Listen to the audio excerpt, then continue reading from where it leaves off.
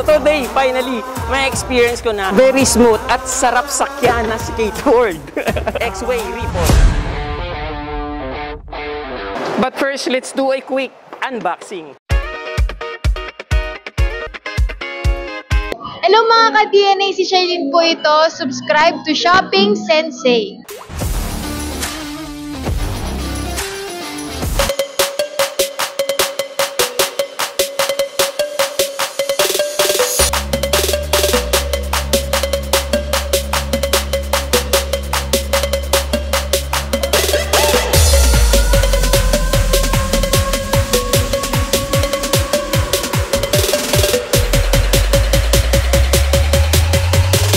Sugar sweet, you got what I need.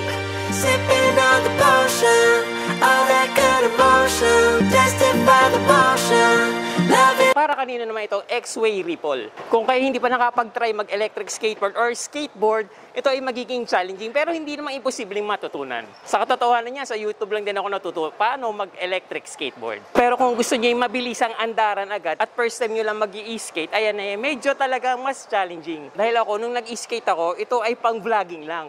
So, ang andar ko is nasa 10, 15 to 20 kilometers, mabilis na yung 25 kilometers. Kaya naman sa more than 2 years kong pag-i-skate, ay thank God, hindi tayo na-disgrasya. Kung kayo naghahanap ng first ever e-skate, ito nang iniintay nyo, X-Way Ripple. Bukod sa pwede natin to gamitin anytime, anywhere, napakagaang din. Yung gamit ko dati is nasa 17 kilos, 3 times mas mabigat dito. At kung madalas kayo nalilate sa work, talagang laging patakbo-takbo dahil sa mga lakad nyo ay laging nalilate. May mga pagkakataon na tinatakbo natin pagbaba natin ng mga sasakyan para lang makapunta on time. Pero with electric skateboard, kita nyo naman kung gano'ng kabilis kumpara doon sa mga naglalakad. How convenient! X-Way Ripple.